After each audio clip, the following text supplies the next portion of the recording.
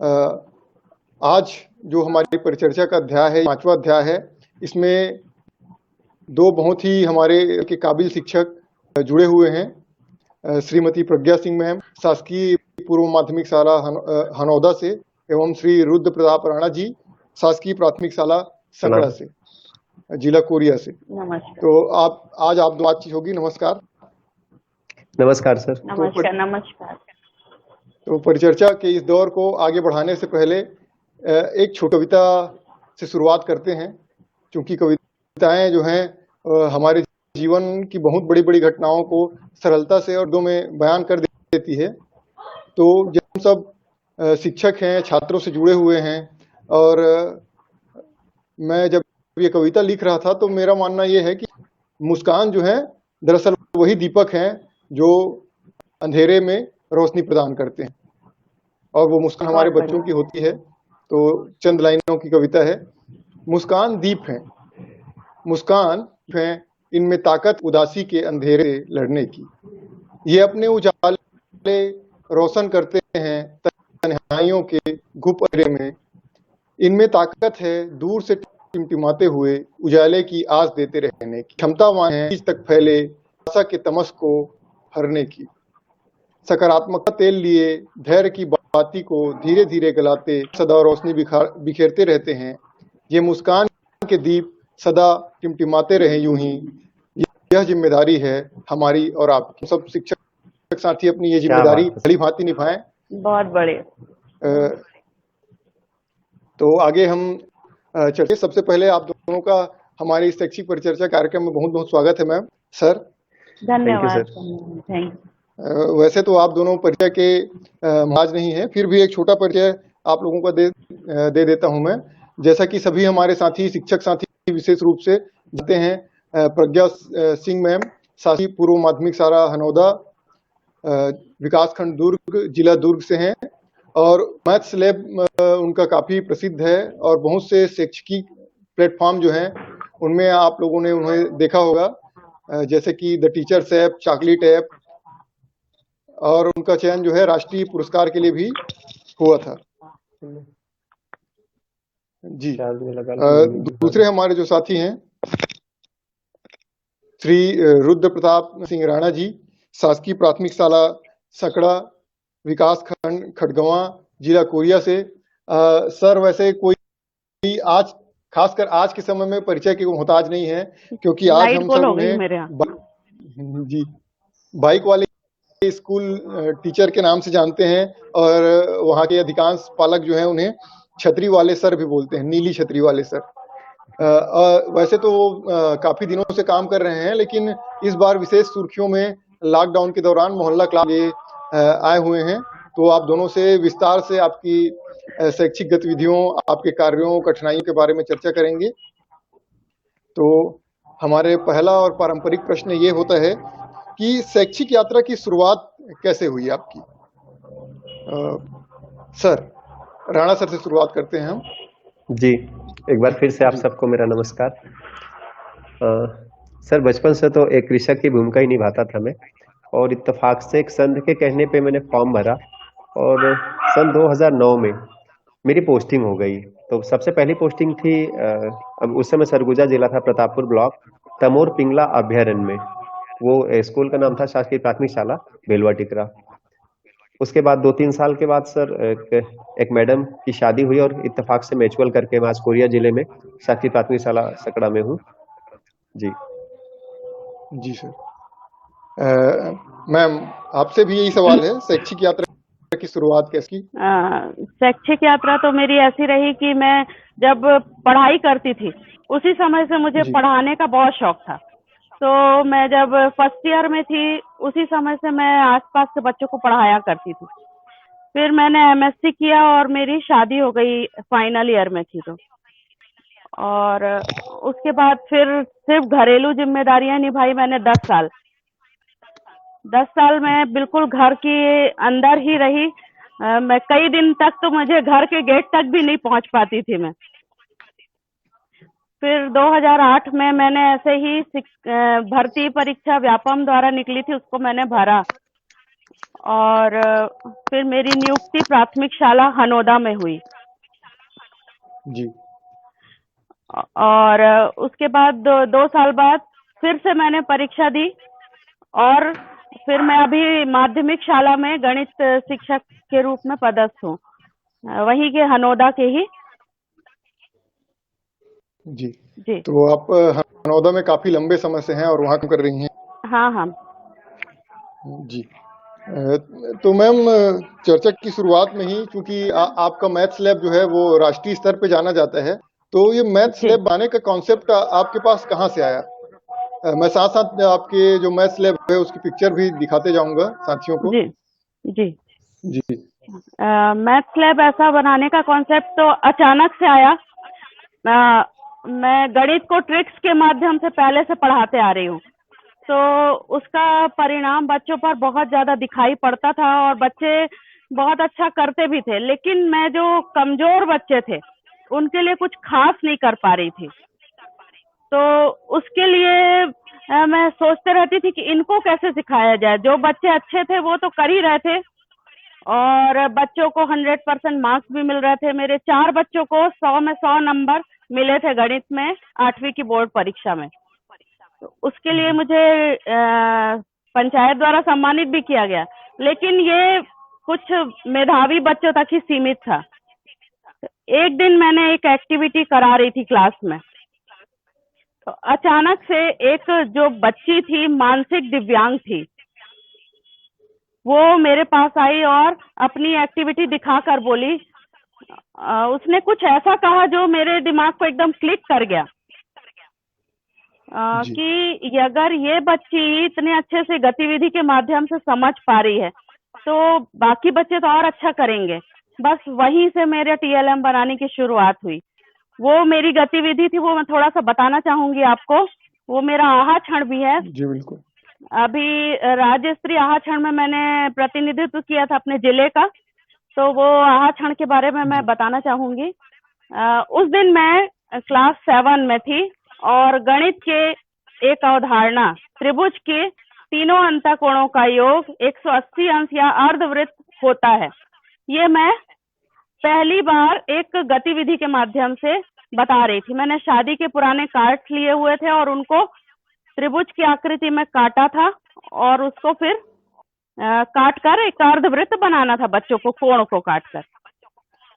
जी। तो वो बच्ची जो कविता नाम था, वो पीछे बैठी रहती थी और बहुत ज्यादा मतलब गुमसुम रहती थी।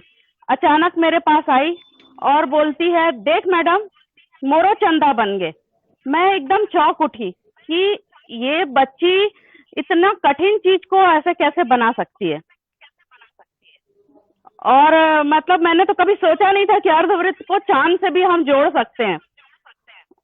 तो दैनिक जीवन को जब हम गणित से जोड़ते हैं तो वो बहुत मजेदार हो जाता है। ये मैंने उस बच्ची से सीखा और फिर वहीं से शुरुआत हुई मेरी। जी। जी। जी तो हम मैथ्स लैब के बारे में विस्तृत रूप से और चर्चा करेंगे। जी सर, जैसा कि हम सब अभी लगातार सोशल मीडिया में, विभिन्न न्यूज चैनल्स में, राष्ट्रीय मीडिया में, एनडीटीवी, विशेष रूप से एनडीटीवी में भी सर का मोहल्ला क्लास है वो प्रसारित हो चुका है, श्री रुद्र प्रताप सिंह राणा जी का। तो हम उनसे जानते हैं। हमारा सवाल ये है सर कि आप में कैसे आया कि एक बाइक है उसको ही पूरे तरीके से स्कूल बना दिया जाए?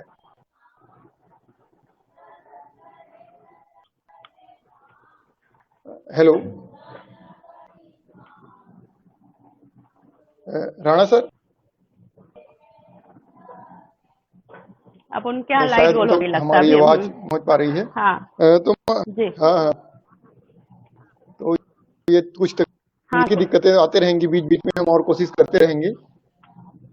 हाँ, जैसे अभी मेरे यहाँ लाइट गोल जी। हो गई थी तो मुझे बाहर जाना पड़ा। जी जी। सर। एक मिनट।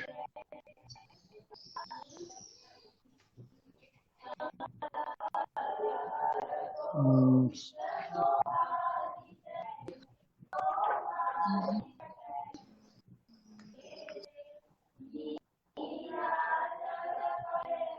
हेलो। हेलो। सर आपको आवाज आ रही है सर? सर आप डिस्कनेक्ट होके कनेक्ट आ करिए। रही जी। लाइट की दिक्कत है काफी। हाँ सर, तो आपसे सवाल ये था कि जी ये बाइक पे ही स्कूल ना लेने का, पूरा स्कूल बाइक पे संचालित करने का, मोहल्ला क्लास का कॉन्सेप्ट आपको आपके दिमाग में कैसे आया, आपके जहन में कैसे आया, आपने शुरुआत किस तरह से की इसकी?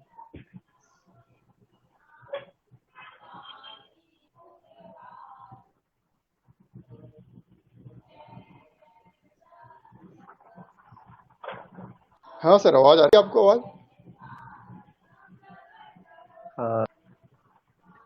नहीं, पर शायद आपका सवाल। हाँ अच्छा अच्छा।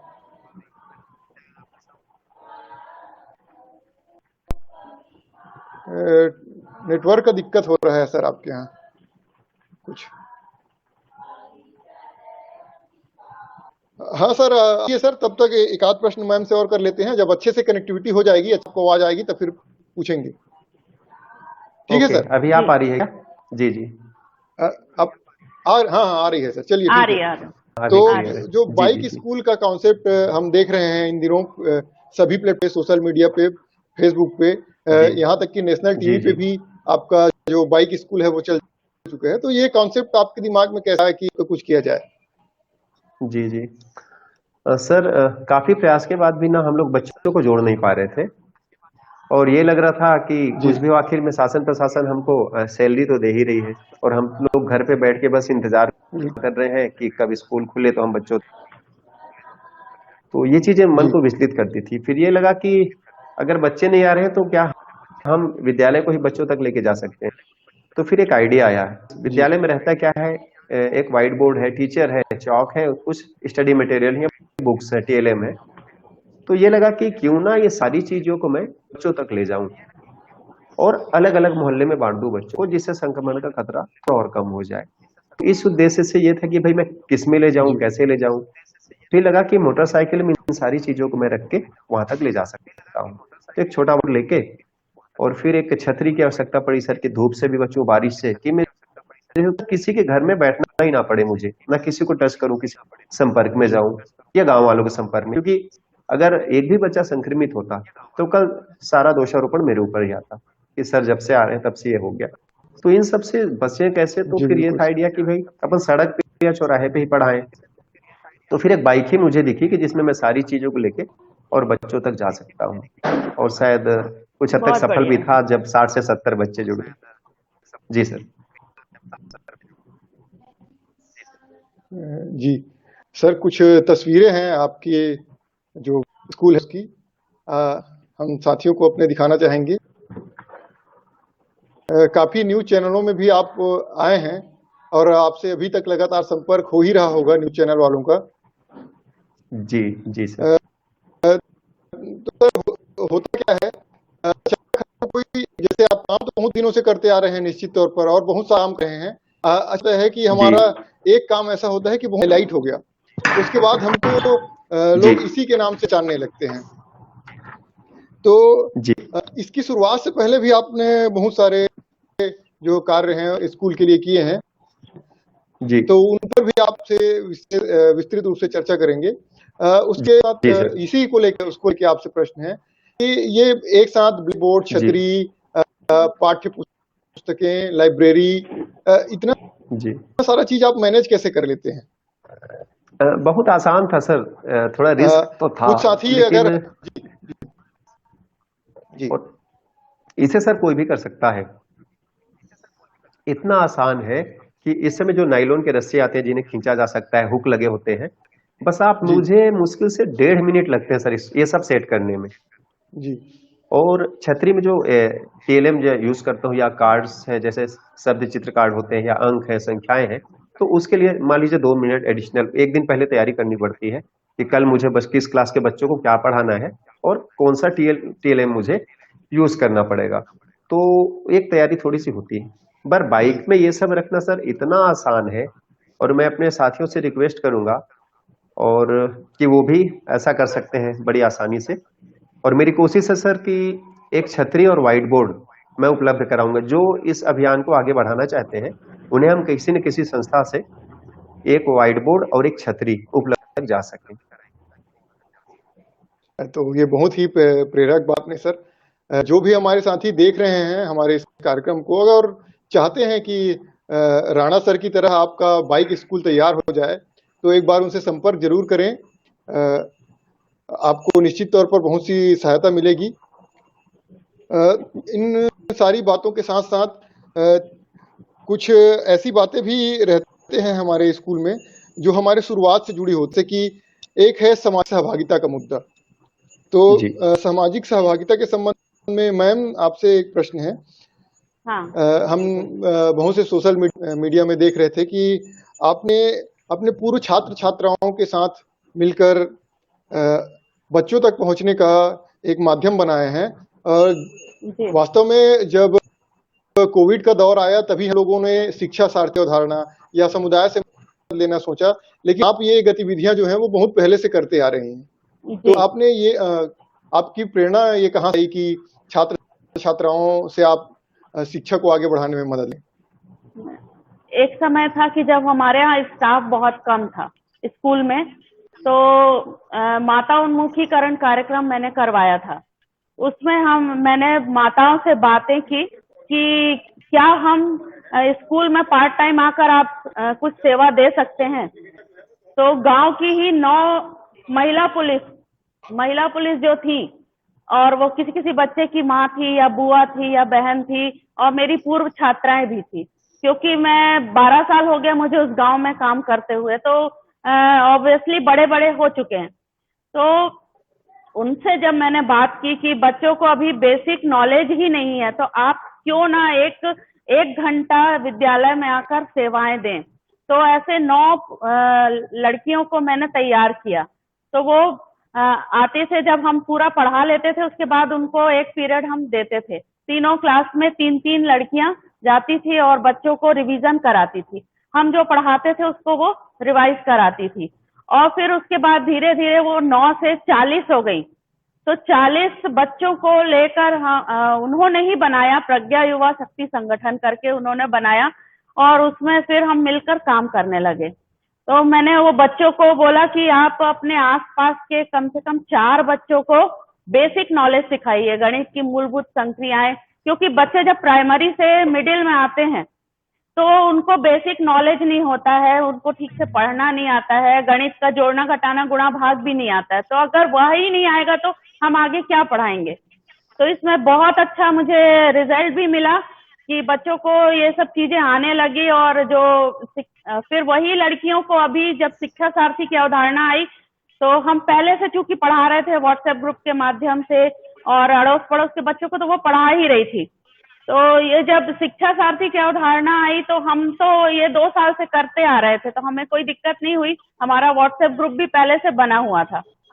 फिर वो बच्चियां पढ़ाते रही, और अभी हमने फॉर्मली मोहल्ला क्लास शुरू की, 2 महीने हो गए उसको भी। तो उसके लिए भी मैंने बहुत ज्यादा प्रयास किया, सरपंच जी से बातें की, तो हमें 3 जगह मोहल्ला क्लास के लिए बहुत अच्छी सुविधा मिल गई।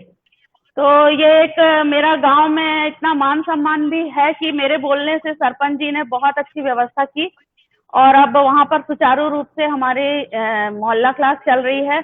यहाँ पे मैं बताना चाहूंगी कि मेरा स्टाफ भी एकदम कर्मठ है, और वो भी बोलता है कि हम भी पढ़ाएंगे। तो शिक्षा सारथी के साथ हमारा स्टाफ भी जाता है और हम पढ़ाते हैं, और फिर वो जो होमवर्क है और बाकी सारा काम वो शिक्षा सारथी करते हैं। तो हमारी मोहल्ला क्लास भी बहुत अच्छी चल रही है। और इसमें एक चीज और जोड़ना चाहूंगी कि ऑनलाइन क्लास जो चल रही है वो भी हमारे शिक्षा सारथी जो बच्चे कनेक्ट नहीं हो पाते उनको जोड़ते हैं, और फिर हम उनके मोबाइल से ऑनलाइन क्लास भी चले जा रही है। तो ये मैंने आया कि आप मोहल्ला क्लास में तो एक्टिव है ही। जी जी जी जी बोलिए मैम। हाँ, तो मतलब मैंने कभी इस चीज को मीडिया के सामने नहीं लाया, क्योंकि कई बार ऐसी चीजें हो जाती हैं कि हम तो कर पा रहे हैं, लेकिन अगर कोई हमारे शिक्षक साथी नहीं कर पा रहे तो उनको थोड़ा मानसिक रूप से सुनना पड़ता है। तो मुझे ऐसा लगता है कि कई बार नवाचार के चक्कर में हम अपना ही पैर पे कुल्हाड़ी मार रहे हैं। जी जी, जी बहुत बोलिए। बहुत सही कहा। लेकिन चूंकि हम कुछ कर रहे हैं और हमारे काम को सामने लाना भी बहुत महत्वपूर्ण है। मुझे खुद याद है जब मैं शुरू में एक्टिव हुआ था, मेरे स्कूल जाने का जी। रूटीन ऐसी, मैं सुबह 5 बजे चला जाता था अपने स्कूल, चाहे कोई भी परिस्थिति रहे। और 5 बजे योगा क्लास लगाने के बाद उसके बाद मैं 7 बजे तक वापस आता था। मैं था और मेरे साथी एक शिक्षक थे जो बहुत प्रकार से मेरी मदद करते थे इन सब कार्यों में। तो और शिक्षक साथी थे जो नहीं कर पाते थे किन्हीं कारणोंवश। उनका ये मानना था कि अरे यार भागवत, आप ऐसा समाज हम पे दबाव बनाएगा कि वो सर हैं जो जाते वही हैं और वही 5 बजे बोला तक था। रुकते हैं, और एक आप हो कि कुछ नहीं करते। लेकिन यही अगर यही चूंकि यही बात अपनी मैं बोलना सुविधाएं चाह हैं रही और थी। हम कोई सुविधा दे पा रहे हैं। हाँ हाँ, जी जैसे जी कि मैम, मैं तो एक्स्ट्रा यही मैं कह रहा क्लास था लेती क्योंकि हूँ। हाँ, अब एक्स्ट्रा क्लास हाँ, भी लेती हूँ। संडे को भी बीच में क्लासेस ले रही थी। गर्मी की छुट्टियों में मैं समर कैंप लगाती हूँ, यानी इवन कोई भी छुट्टी में हम एक्स्ट्रा क्लास लेकर बच्चों को राष्ट्रीय प्रतिभा खोज की तैयारी भी कराती हूँ मैं। तो अभी तक के 10-11 बच्चों का हो चुका है चयन उसमें। तो हर तरह से मतलब जी स्कूल के प्रति मेरा समर्पण रहता है। और ये भी है कि हमारे गांव में भी बहुत अच्छा माहौल है और उन्होंने मेरा काम देखते हुए सभी साथ भी देते हैं। और ऑनलाइन क्लास ऐसा था कि मैं मुझे टेक्निकल नॉलेज बहुत कम है। तो यहाँ पर मैं एक बात बताना चाहूंगी कि 2 साल पहले जब प्रश्न बैंक एससीईआरटी से प्रश्न बैंक बनाने का, ऑनलाइन प्रश्न बैंक बनाने का कॉन्सेप्ट आया, और उस समय मुझे कंप्यूटर का सी भी नहीं मालूम था, मुझे मतलब कुछ भी नहीं आता था। और मैंने सीखना चाहती थी, इसलिए मैंने अपना नाम दे दिया और मेरा सिलेक्शन भी हो गया। अब मैं जब वहां पे वर्कशॉप में गई तो मुझे बहुत घबराहट हुई कि अब मैं कैसे करूंगी। लेकिन सबसे पहले मैंने ही अपना काम पूरा किया और 1000 से अधिक लर्निंग आउटकम पर प्रश्न बनाकर मैंने एससीईआरटी को दिए थे। तो मैं मतलब सीखने पे कहीं भी कमी नहीं करती हूँ। बस अगर हर इंसान सीखना चाहे तो वो कुछ भी कर सकता है। और अपने नॉलेज को अपडेट करने के लिए जहां से भी मिले मैं सीखती हूँ। इवन अपने बेटे से सीखती हूँ, स्कूल के बच्चों से सीखती हूँ, जिससे भी सीखने को मिलता है मैं सीखना चाहती हूँ उसको। जी, ये तो मैं देख कि वो हम कुछ कर रहे हैं, लोगों को दिखा रहे हैं, तो ये हमारी अपनी सोच होती है। जैसे कि आपने ये जो है विकसित करने की, आप नई चीजें आपने खुद सीखी, सर दूसरों सर को सिखाया। आवाज क्लियर नहीं आ रही है तो सर। जी हेलो सर, आवाज रिपीट नहीं आ करेंगे रही सर क्वेश्चन? है। जी अभी नमस्ते हो गया। हेलो जी सर। आए हैं मेहमान? फिर से जुड़े क्या? हाँ, फिर से ज्यादा बेटर है। 1 मिनट, मैं खुद ही रिस्टार्ट करता हूँ, आप जुड़े रहिए। जी जी।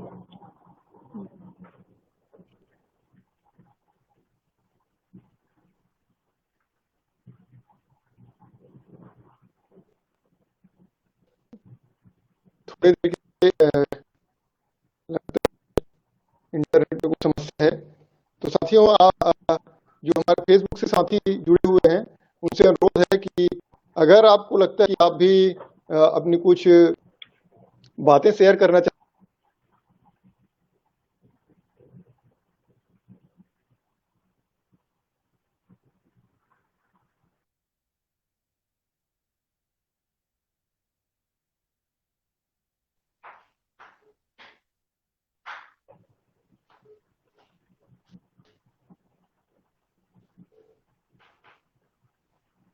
हाँ मैम, आ रही है मैम आवाज? हाँ हाँ, बिल्कुल आ रही है। हाँ, सिलसिला ये आगे बढ़ाते हैं ऑनलाइन कक्षा, जैसा कि आप अभी बता रही थी कि ऑफलाइन कक्षाएं तो आपकी ये चल ही रही हैं, साथ साथ आप जी। ऑनलाइन कक्षाएं भी ले, तो ऑनलाइन हाँ हाँ। कक्षाओं के संबंध में बताएं मैम आप। आपकी ये आ, 74, आज आ, आपने शायद 74वीं कक्षा ली है, जी। तो तो ऑनलाइन ऑनलाइन क्लास क्लास जब आपका हम, कब से चल रहा हाँ, ऑनलाइन क्लास मैं ले रही हूँ, मई महीने से ले रही हूँ। हमारी जिला स्तरीय ऑनलाइन क्लासेस है जिसमें मैं सब्जेक्ट एक्सपर्ट के रूप में क्लास लेती हूँ। तो मैंने जिस दिन से शुरुआत की, हर क्लास में मैं टीएलएम को जरूर यूज करती हूँ। उसमें भी मुझे ये दिक्कत आई कि जनरली ऑनलाइन क्लास कंप्यूटर और माध्यम से ली जा रही थी, तो वो तो मुझे क्योंकि है? समझ में भी नहीं आता था, ना मुझे भी पीपीटी बनाना आता भी था। और क्योंकि मेरा जो पढ़ाने का तरीका है वो टीएलएम बेस्ड है, तो उसको तो पीपीटी में हम नहीं बता सकते थे। तो मैंने जी एक रिस्क लिया कि मैं क्यों ना लाइव क्लास लूं। तो मैंने वही किया, और लाइव क्लास जब से मैं लेने लगी तो बच्चों को भी उसमें मजा आने लगा, और पूरे प्रदेश के बच्चे जब जुड़े तो मुझे भी बहुत अच्छा लगा कि मैं कुछ नया कर पा रही हूँ।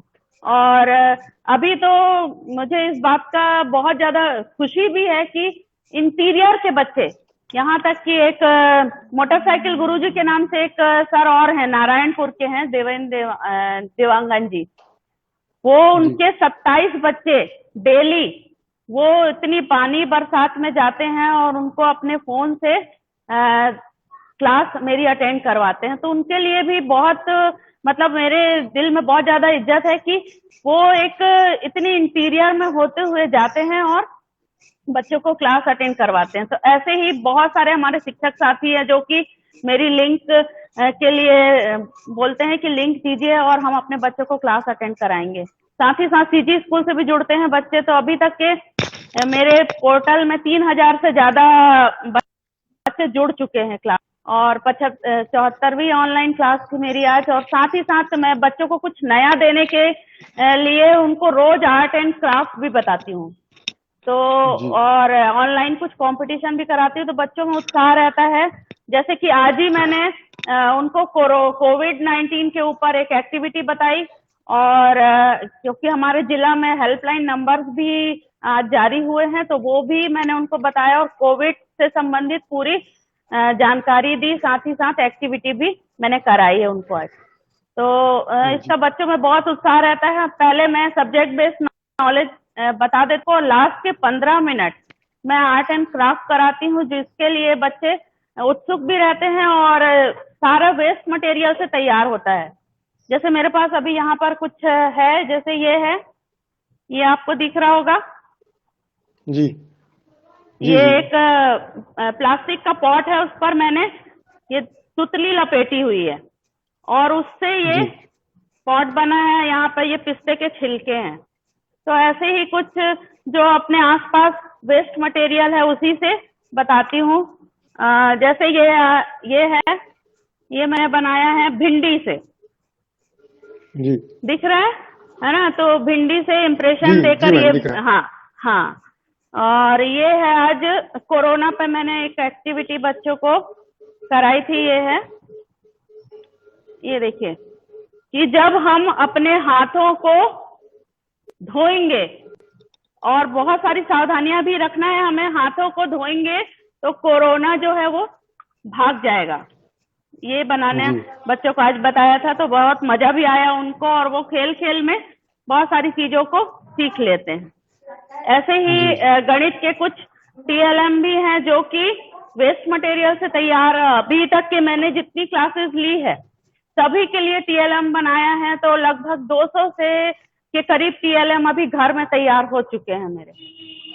जी जी जी मैम, इन टीएलएम और आपके कार्यों के बारे में हम आगे भी चर्चा जारी रखेंगे। जी जी जी जी सर, सर। रुद्र सर से अब आगे बातचीत करेंगे। काफी जी तकनीकी दिक्कतें आ रही हैं, उनके लिए मैं माफी चाहूंगा। दरअसल कोई मेरे बात हाथ में भी तकनीक का कुछ होता नहीं है, क्योंकि हम सब कोविड-19 का देखिए, जैसे आपदा को अवसर में बदलने वाली बात थी, तो हम लोग सामान्य रूप से एक दूसरे से कनेक्ट हो नहीं पाते थे। लेकिन अभी हमारे पास एक अवसर मिल गया है कि हम एक दूसरे से दूर बैठे ही कनेक्ट हैं, मैम दूर से बेशक। कनेक्ट हैं, आप कोरिया से आप अपने घर से कोरिया से कनेक्ट हैं। तो सर इसमें क्या है कि कभी-कभी जैसे कि आपका नेटवर्क नहीं चला, कि मेरा नेटवर्क नहीं चला, तो थोड़ी दिक्कतें हो जाती है। कोई बात नहीं, कोई तो बात दिक्कतों को हम साइड रखते हैं। जी। हम हमारी इसमें जो भी अच्छे काम हैं। अच्छी जी, चीज जी। ये हो गई कि हम एक दूसरे से कनेक्ट हो पा रहे, नहीं तो हमने कभी सोचा नहीं था कि मैं तो फेसबुक और मेरे एक राजस्थान के साथी ने जब सर की न्यूज भेजी तो मुझे इतना जी। अच्छा लगा कि छत्तीसगढ़ के किसी बंदे की न्यूज राजस्थान पत्रिका में छप रही है। और जी, जी, जी। आज आपसे मिलने का भी आपने मौका दे दिया, तो उसके लिए भी आपको बहुत बहुत धन्यवाद कि ऐसे शिक्षक शुक्रिया मैम। हमारे बीच हैं। तो बहुत गर्व होता है मुझे इनके बारे में सुनकर, भागवत साहू सर के बारे में सुनकर कि कैसे वो बाकी के स्कूलों में जाकर उनको सजा संवार रहे हैं। हम तो अपने ही स्कूल को सजाने संवारने में इतने व्यस्त रहते हैं कि बाकी के बारे में हम सोच भी नहीं पाते हैं। तो दोनों के लिए बहुत बड़ा सैल्यूट है मेरी तरफ से। आप दोनों को बहुत शुभकामनाएं। जी मैम, क्या है, अब शुक्रिया देखिए मैम। शिक्षक को दीपक की तरह कहा गया है, और दीपक जी की रोशनी जो है वो कहीं एक जगह के लिए तो होती नहीं है। तो हमारा कोशिश रहता है कि हम जितना हो सके अपनी छोटी सी जो क्षमता है, दीपक की छोटी सी क्षमता है, उससे रोशनी बिखेरते रहते हैं। और इस रोशनी बिखेरने में चार चांद लगा रहे हैं हमारे वास्तव में रुद्र प्रताप राणा सर। और जन सहभागिता में उनसे हम जितनी बातें करेंगे शायद उतनी बातें कम होंगी। तो सर का मैं स्कूल अभी थोड़ी देर में दिखाऊंगा आप लोगों को, पुरानी स्थिति में और नई स्थिति में भी उन्होंने कार्य किए हैं, अधिकांश जन सहभागिता के जरिए किए हैं। तो सर जन सहभागिता के संबंध में आप बताइए कि शुरू। जरूर, जी जरूर सर। लोगों का भरोसा जीतना सर आज की डेट पे काफी मुश्किल है। मतलब शिक्षकों पर से एक भरोसा उठते जा रहा है लोगों का, खासकर शासकीय शिक्षकों से, कि यार ये कुछ नहीं करते, कुछ नहीं करते। तो मैं शुरू से मेरा उद्देश्य था, और इसका रीजन है सर, क्योंकि ऐसा कोई टीचर नहीं है जो मेहनत नहीं कर रहा है। और भले आज में कोई बात नहीं, पर मेरे जैसे सर 1000 10,000 टीचर आपको पूरे राज्य में मिल जाएंगे जो समर्पित भाव से काम कर रहे हैं। पर मेरी एक सोच थी सर कि मैं अपने बच्चों को जो सिखाऊं वो लोगों को दिखना चाहिए। दूसरी चीज कि अगर जैसे हम एसएमसी की बात करते हैं, ये विद्यालय एसएमसी का है, गवर्नमेंट का नहीं है ना, टीचर का है। हम तो एक मददगार हैं सीखने सिखाने की प्रक्रिया के लिए, बच्चों को उनकी मदद करते हैं। लेकिन मुझे लगा कि जब तक पालक, जब तक समुदाय हमसे नहीं जुड़ेगा, और जब तक समुदाय को यह एहसास नहीं करा दें कि यह विद्यालय आपका है, इसकी पूरी जिम्मेदारी आपकी है, तब तक ये हमसे नहीं जुड़ेंगे। उसके लिए दो चीजें थी। समुदाय हमसे जुड़ेगा कब? जब वो अपने बच्चों में कुछ परिवर्तन देखेगा कि मेरे बच्चे कुछ सीख पा रहे हैं। और सिखाते हर कोई है, लेकिन हम जो अपने बच्चों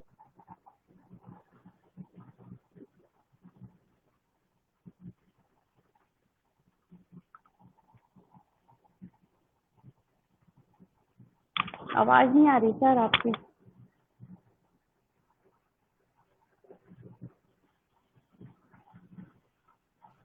सर के यहाँ नेटवर्क की काफी समस्या है। जी जी जी चलिए, वो जब तक जुड़ते हैं तब तक हम उनके जो कार्य हैं उनके फोटोग्राफ्स देख लेते हैं कि किस तरह से जी जी उन्होंने अपने स्कूल को आज जो लेवल है वो लेवल पे लेके आए हैं।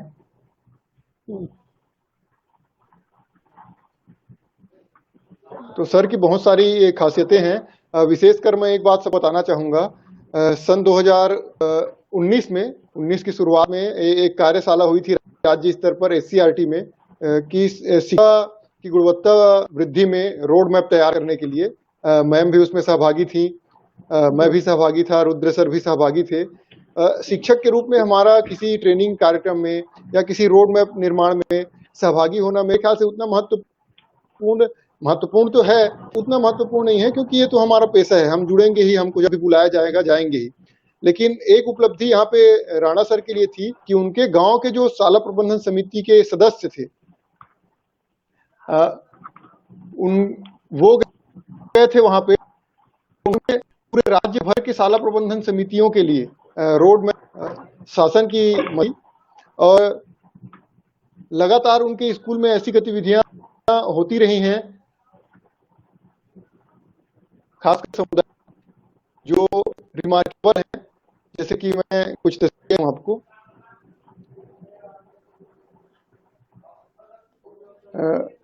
ये वाली तस्वीर देखेंगे हम, तो यहाँ पे दिखेगा हमको कैसे सर तो हैं साथ में, ये उनके स्कूल का अहाता है जिसमें मोस्टली लोगों ने जन सहयोग से काम किया है।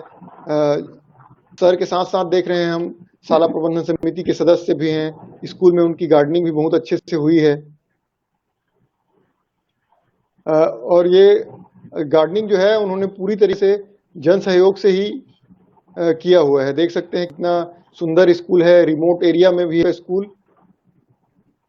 कोरिया जिला ऐसे भी हमारे राज्य के सीमावर्ती जिलों में आता है और वहाँ इस तरह का सर्व सुविधा युक्त स्कूल विकसित करना, जो चेकर पत्थर हम लोग देख रहे हैं बीच में लगा हुआ है टाइल्स, ये टाइल्स सारा उन्होंने जन समुदाय के सहयोग से ही एकत्र किया है। तो ये सारी गतिविधियां जो हैं उनके स्कूल को विशेष बना देती हैं। हम यहाँ पे देखेंगे मिट्टी का जो काम कर रहे हैं, तो सर के साथ शाला प्रबंधन समिति के सदस्य भी इस काम में लगे हुए हैं। देख रहे हैं हम कि शिक्षक भी वहाँ एक तरह से यूनिफॉर्म में आते हैं और छात्र छात्राओं के लिए भी इन्होंने अलग से यूनिफॉर्म की व्यवस्था की है, सामान्य जो सरकारी यूनिफॉर्म है उसको छोड़ के। जन सहयोग से जो है स्मार्ट क्लास भी स्थापित किए हैं। हम देखेंगे कि जो स्कूल अभी पेंट हो रहा था वो स्कूल का दिशा जो है और दशा जो है इस तरह हो गया, छात्र छात्राएं चित्रकारी कर रहे हैं स्कूल के अहाते में। तो ये सारी चीजें वो लगातार करते रहे हैं। हाँ सर, आवाज आ रही है सर? हाँ जी जी, आवाज आ रही है जी। हाँ सर बोलिए, सर बोलिए जी। हाँ तो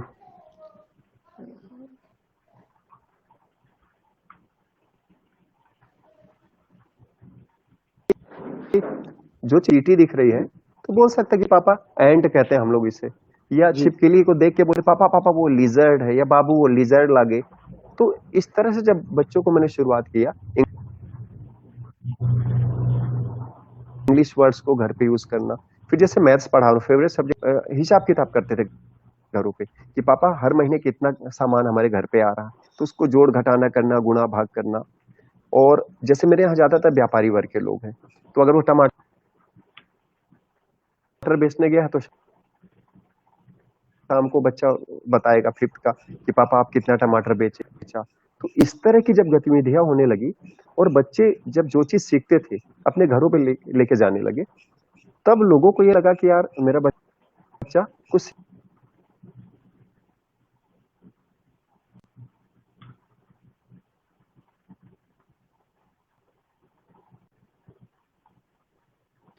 सर का गांव शायद रिमोट एरिया में ऐसा लग रहा है, टावर की काफी दिक्कतें हो रही हैं उनको। ठीक है मैम, जब तक सर अच्छे से जुड़ जाते हैं आपसे आगे बढ़ते हैं बात। क्या होता है, हम जो भी शैक्षिक कार्य करते हैं या नवाचार करते हैं, जरूरी नहीं है हर बार वो सारी चीजें सफल हों। कभी कभी हमको बहुत सी कठिनाइयों का सामना करना पड़ता है और आपके शैक्षिक यात्रा में भी काफी कठिनाइयां आई हैं। हम कुछ चर्चा उन कठिनाइयों पर भी करें ताकि हमारे साथियों को ये प्रेरणा मिले कि कठिन और तो आएगा लेकिन हम उससे आगे बढ़ के अच्छा कर सकते हैं। जी मैम। पहले तो मैं अपना पारिवारिक परिवेश बताती हूँ कि हमारे घर में औरतों का एक ही काम है कि घर संभालना और घर संभालना, बस। तो मैं अपना जो भी काम करती थी रात को 11 बजे के बाद मैं अपना काम करती थी। स्कूल में तो TLM बनाती भी थी और घर लेकर आती थी उसको रात को 11 बजे, जब सब सो जाते थे उसके बाद मैं अपना काम करती थी। और रात के 1-1:30 बजे तक के मैं अपना काम करती थी और फिर दूसरे दिन उसको स्कूल में ले जाती थी। तो स्कूल में भी परिस्थितियां हमेशा वो नहीं रही, मेरे पक्ष में नहीं रही, क्योंकि मुझे क्लास भी लेना होता था और मुझे लैब के लिए काम भी करना है।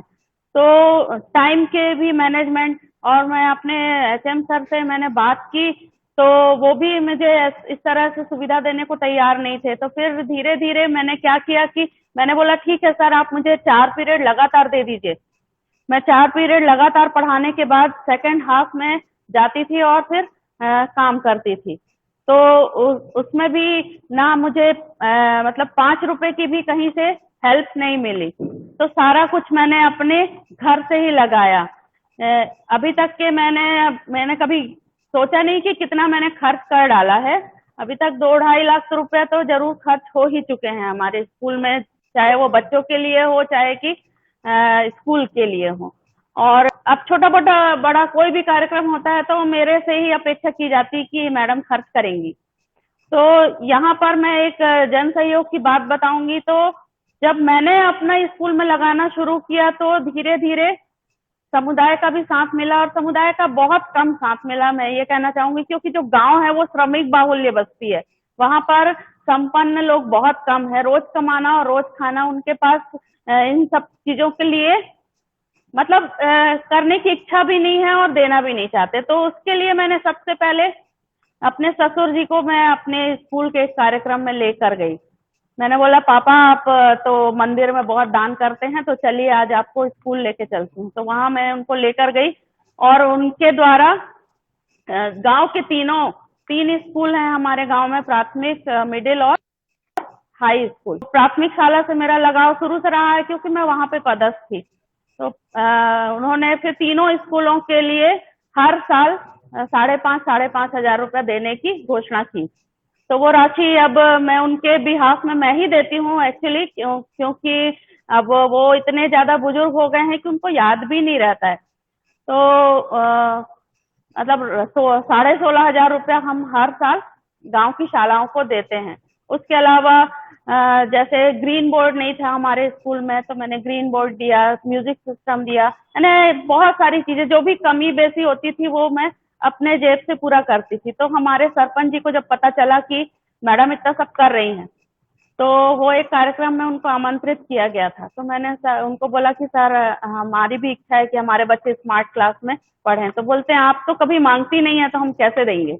तो उन्होंने तुरंत प्रोजेक्टर दिया और एक गणमान्य नागरिक ने म्यूजिक सिस्टम दिया, हमारे माइक सिस्टम। तो ऐसे करके अभी बहुत सारा सहयोग मिलने लगा है। और खासकर श्रमदान हमारे गांव में बहुत करने को आगे रहते हैं, क्योंकि अभी जहां पर हमारा स्कूल लग रहा है वहां पर अहाता नहीं है। तो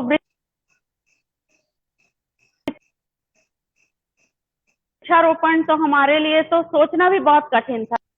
शाला प्रबंधन समिति के अध्यक्ष थे और एक फेमस है, उन्होंने आकर गांव हमारे शाला परिसर में 11 पौधे लगाए, जो कि विधि विधान से हमने मंत्रोच्चार के साथ लगाए। मैं अपने बेटे के जन्मदिन पर वो पौधों को मैंने लगाया और उस पर उन्होंने ही बाड़ लगाई, कांटों से घेराबंदी की। ऐसे करते वो 11 पेड़ अब बहुत बड़े बड़े हो चुके हैं।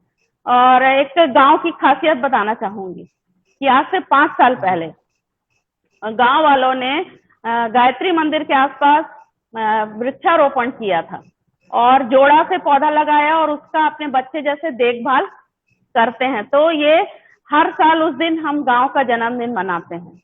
तो हनोदा पहला ऐसा गांव है जिसका जन्मदिन मनाया जाता है। तो ये मैं एक बहुत बड़ी उपलब्धि है जो मैं बताना चाह रही थी कि इस गांव में फिर वो जन्मदिन के दिन हम बहुत सारे कार्यक्रम करते हैं, नशा मुक्ति, गांव की साफ सफाई, ये सारा कार्यक्रम उसमें होता है। तो ये 5वां साल था जो हमने जन्मदिन मनाया था। जी, तो जैसा कि हमारे देश के वरिष्ठ साहित्यकार और नोबेल पुरस्कार से सम्मानित श्री ठाकुर रविंद्रनाथ टैगोर जी ने कहा था, नहों को साथ कोई अकेले चलो, सफलता तुम्हारे कदम चूम लोगी, एकला चलो रे, ये कहा था उन्होंने। अरे मुझे तो कई बार ऐसे ताने तो सुनने मिलते थे जी कि जब सभी लोग स्टाफ रूम में बैठ के बातें कर रहे होते थे और मैं उठ के चली जाती थी, तो बोला जाता था इनको तो राष्ट्रपति पुरस्कार मिलेगा इसलिए इतना काम कर रही हैं। और शायद उन्हीं का जबान लग गई कि मेरा चयन हुआ था, हालांकि मुझे मिल नहीं पाया, लेकिन मैं वहां तक के डेहरी तक के पहुंच गई। तो ये एक बड़ी उपलब्धि थी। जी, इस विषय पर भी विस्तार से चर्चा करेंगे, क्योंकि अभी टावर अच्छा लग रहा है हमारे सर से बात कर सामुदायिक सहभागिता पे हम बात कर रहे थे सर। जी सर। जी सर। इस पहलू सर एक तो ये हो गया कि बच्चे जो जी सर। जी, बच्चे जो सीखें वो लोगों को तस्वीरें भी मैं दिखे। दिखाते जाता हूँ और आप बताते जी जाइए। जी सर, जी सर। जी जी, और जी। दूसरी बात थी सर कि जैसे अपन बोलते हैं ना अनुकरण करना, तो मुझे लगा कि समाज के लोग तब ही मदद करेंगे जब मुझे कुछ करते हुए देखेंगे। और जब देखे कि यार ये बंदा, जैसे मैं शुरू में गया था शौचालय मेरा गंदा पड़ा था, और पता चला कि स्वीपर जो हमारे हैं वहां के गौटिया के बेटे हैं, वो इसलिए नहीं आते। तो मैं हेडमास्टर जी दिलीप सिंह जी मार्को हैं, वो बाल्टी में पानी लाते गए, मैं सब एक टेबल क्लॉथ पहना और घुस गया सफाई करने। तो पहला मेरा जब काम था कि शौचालय की सफाई, तो उस दिन पूरे गांव में हल्ला हो गया कि राणा गुरुजी आज आके शौचालय को साफ कर रहे हैं, और हेडमास्टर और साथी शिक्षक मान सिंह और दिलीप सिंह सर मदद कर रहे हैं। तो लोगों को लगा यार ये टीचर होकर शौचालय कैसे साफ कर सकता है। तो ये एक अच्छा मैसेज गया सब जगह। फिर हम लोग गार्डनिंग शुरू किए, छोटे जी, छोटे पौधे, एक एक पौधे लाके लगाना शुरू किए। तो इस तरह से जब लोगों को लगा कि यार हाँ कोई टीचर है जो कुछ कर रहा है। फिर ठंड में सर जब देखते कि हमारे बच्चे बेचारे ठंड से कुड़कुड़ा रहे हैं, हम कोट सूट पहन के आए हुए हैं, तो धान का बोनस मुझे मिला हुआ था, तो उस बोनस में कुछ पैसे मैंने लेके और उन बच्चों को स्वेटर गिफ्ट कर दिया। तो एक उपलब्धि जैसी थी मेरे लिए कि गाँव वालों को ये लगा यार कि इतनी चिंता कोई हमारे बच्चों की करता है। तो सारे लोग हमसे जुड़ने लगे, और आज किचन गार्डन हो, स्कूल की साफ सफाई हो, अभी 300 पौधे लगे हैं सर, जिसमें फलदार भी है, कुछ शो पत्तियां हैं, कुछ फूल के पौधे हैं, ऐसे 300 पौधे हमारे विद्यालय में लगाए गए हैं। और ये जो सब पिक्चर दिख रहा है अभी सामने। तस्वीरें देख के भी हमारे जो जुड़े मित्र हैं वो समझ रहे होंगे कि ये रिसॉर्ट है कहीं का, उसकी हैं और सर स्कूल का बहुत बता रहे सुंदर। हैं। तो उनको मैं बोलूंगा भाई ये रिसॉर्ट बिल्कुल भी नहीं है, ये सर का स्कूल है। सामने जो बच्चे देख रहे हैं लाल भाई के पास, वो उनका किचन गार्डन है, केले के पेड़ हैं, पपीते के पेड़ हैं। तो सर जो बोल रहे हैं वो बस बोल रहे हैं, ऐसा नहीं है, वास्तव में उनका काम जो है वो दिखता है। और फेसबुक पे मैं सर का पेज पढ़ रहा था, बहुत कमेंट कर रहा था, कमेंट देख रहा था, पढ़ रहा था। तो एक्चुअली में एक साथी हैं जो उनके फेसबुक पे मित्र भी हैं शायद, तो वो बाहर रहते हैं। तो उनका ये कमेंट था कि लोगों का शौक होता है कि कभी यूरोप जाएं, कभी दूसरे बड़े शहर जाएं, कभी दिल्ली जाएं घूमने के लिए, लेकिन मेरा शौक है कि मैं एक बार आके शासकीय प्राथमिक शाला सकरा देखूं। तो इस तरह के लोगों के ये बताता है कि हम किस स्तर पे काम कर रहे हैं। जी सर, बोलिए सर। और ये सब पूरी तरह से ना ये गांव वालों का काम है सब, मतलब सारे लोगों ने मिलकर मदद करके इस लायक आज बनाया। हमारे एसएमसी के अध्यक्ष है कमोद सिंह जी, उनका भी बहुत बड़ा योगदान था सर। जी ये हमारे जैसे हम लोग सब यूनिफॉर्म भी, कि जब बच्चे यूनिफॉर्म पहनते हैं तो क्या यार हम क्यों ना हम लोग भी पहने। तो ऐसी कुछ कोशिशें थी। और सर मजे की बात, मैंने कहीं ये देखा होगा आपने कि मैंने कहीं पे सीखने सिखाने की प्रक्रिया पे ज्यादा बात नहीं करी अभी तक, लेकिन जो भी उच्च अधिकारी मेरे जी जी विद्यालय जी आए, तो उन्होंने कभी ये नहीं कहा कि तुम्हारा गार्डन अच्छा है, कि तुम लोग यूनिफॉर्म में हो। वो जब बच्चों से मिलते हैं बोलते हैं यार ऐसे बच्चे इस जंगल में कैसे। तो उसके पीछे दो कारण था सर। एक तो अब्दुल कलाम जी की एक बात थी जी कि सपने वे नहीं जो सोने के बाद आए, सपने वो जो हमें सोने ही बिल्कुल ना सही, दे। बिल्कुल सही।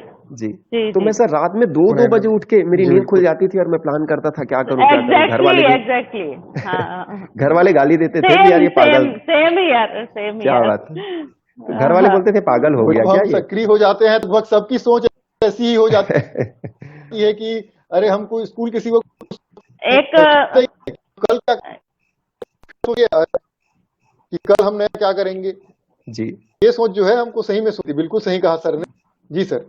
और एक हमारे एबीओ है सर जितेंद्र गुप्ता जी, वो जब पहली बार मुझसे मिले, बोले रुद्र जी अच्छा लगा मिलके, और जहां भी रहना जीवित रहना।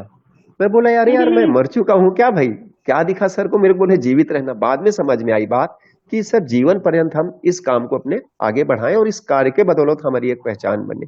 तो मेरे लिए सर सबसे बड़ी खुशी की बात जी है कि जैसे अभी जो न्यूज चैनल में इतना जो वायरल हुआ, तो जगजीत सिंह जी आए थे बैकुंठपुर से, हमारे एपीसी हैं राजकुमार चापेकर जी, उनका बहुत बड़ा योगदान था सर। वो बोले पिछले 8 साल से रुद्र जी आपको मैं देख रहा हूँ, आपके कार्य को देख रहा हूँ, लेकिन आप आगे नहीं आए, आप कभी ना शोर शराबा किए। अब मेरा कर्तव्य है, मैं आपके विद्यालय को लोगों को दिखाऊंगा कि ऐसा भी होता है। तो चापेकर जी, एक जगजीत सिंह जी एएनआई न्यूज के हैं, उनको भेजे हैं मेरे यहाँ।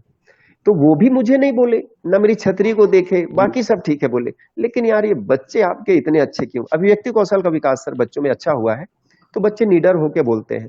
और जैसे गणितीय संक्रियाएं है ना, एरिया है, पेरीमीटर है, वो आंगन में रोड को नाप के आपको बता दें, सीसी रोड को, कि ये कितना है, इसका परिमाप कितना है, इसका क्षेत्रफल कितना है। तो बच्चों में अगर वही सर वो चीजें जब दिख रही है, जी, तो मुझे अच्छा लगा सर। तो और ये इस सब बातें कर रहे हैं सर, मैं विशेष रूप से बताना चाहूंगा अपने जो शिक्षक साथी हैं उनको, किताबों की पढ़ाई होती है, पूरी हाँ व्यवहारिक जो करते हैं।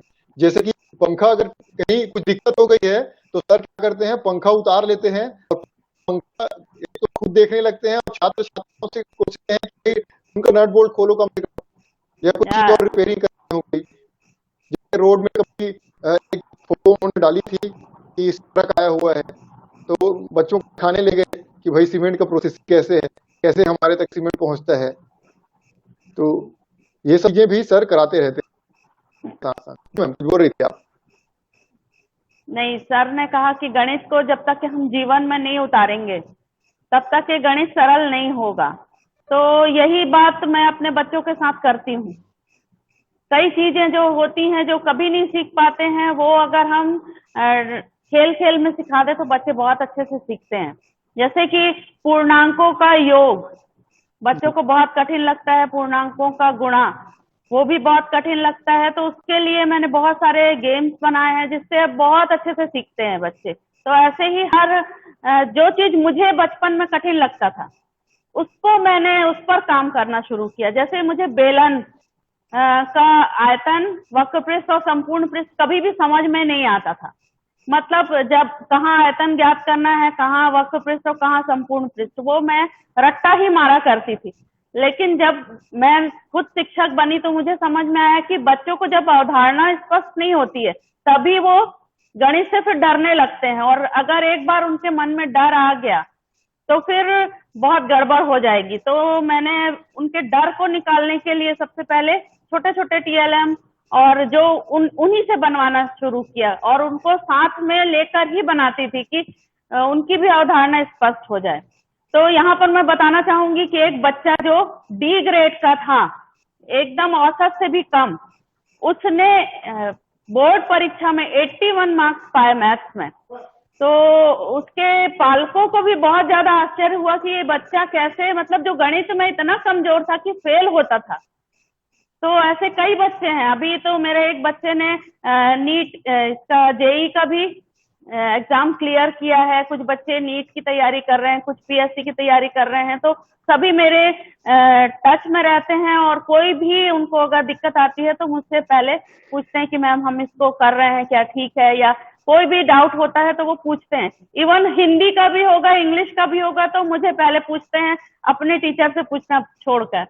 तो ये भी मुझे लगता है कि भाई आप मैं मैथ्स की टीचर हूँ, आप मुझसे हिंदी का और इंग्लिश का पूछ रहे हैं, मैं कहाँ से बताऊंगी। तो मैम आपके पास सब चीज का जवाब होता है, उनका जवाब ये होता है। तो ये मेरे लिए एक बहुत बड़ा सम्मान है कि बच्चे मुझे इतना चाहते हैं, और हर बच्चे की जुबान से आप सुनेंगे कि हम भी आपके जैसे गणित के टीचर बनना चाहते हैं। तो ये मेरे लिए एक राष्ट्रीय सम्मान से भी बड़ा सम्मान है। क्या बात, बेशक मैम, बेशक। जी जी जी जी मैम, हम सब ने देखा भी है, आपने वीडियो डाले थे अपने बहुत से छात्र छात्राओं का जो बता रहे थे आपके बारे में, आपकी शिक्षा। आज बड़े हो चुके हैं बच्चे, आहा में आपने ये सब डाला था। तो ये सारी बातें, बहुत सारी बातें और हम आप लोगों से करते रहेंगे।